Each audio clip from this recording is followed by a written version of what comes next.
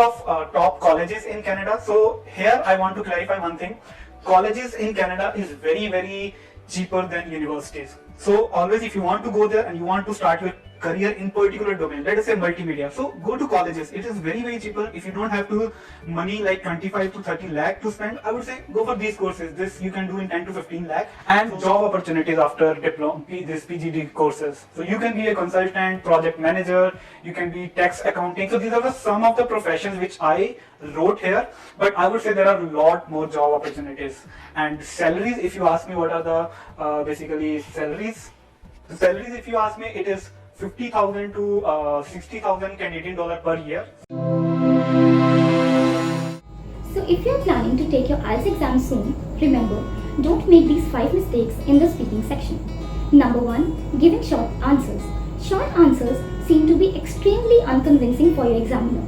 So at least give an answer of 3 lines so as the examiner gets completely convinced. What exact procedure you followed for PhD visa in Germany? Sure. So starting with the visa process, you need certain kind of, like, there are separated categories in which you can apply for visa. There's either you can apply for a student study visa, or you can also apply for an employment visa. But what makes more sense is to apply for a research category visa. So Amit, I also know that you tried in some of the institutes in India for faculty position, right? So can you share with us कहाँ आपने try किया था and where you got shortlisted finally? Yeah, so I tried at multiple places in India, and I was also shortlisted, like in some of the good IITs. But like due to my personal reasons, I couldn't like end up. You didn't join that. I couldn't join, or I couldn't turn them into a good opportunity. It is a regretful decision, but yeah. Okay. But I had like my family reasons here back in US. Okay. Question. Okay, you decided I want to go for GRE. How to fill this exam? So first of all, you have to go to ETS website. So if you just search on Google ETS GRE, so on the very first link you can click and this screen will pop up. So first of all, you have to click on login/register. So if you click there, then this window will appear. You have to sign in for GRE or create an account if you're a first time user. So create account.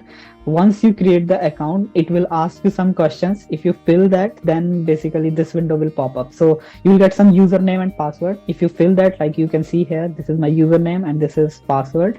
So if you fill that, this basically this screen will pop up. So first opportunity you can see for PhD program, and the university name is University of Sheffield, UK, and the research area for this program is grease lubrication in wind turbine, correct? So this is a hardcore topic of mechanical engineering, correct? And if I talk about the duration of this program, then you can see here 3.5 year, and this is fully funded program, and the last date for the application of this program is 15th July 2023, correct? Task to attempt any question is the question itself. Sometimes the question is given in a very tricky language, so it becomes essential to understand each and every bit of the question in detail.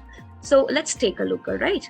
Okay, some people say that feeling of competition, okay, should be encouraged in children. That's fine. And others say that they should be taught to become cooperative. So new GRE, first of all, it is shorter. And what are the number of questions that you will get in the new GRE exam?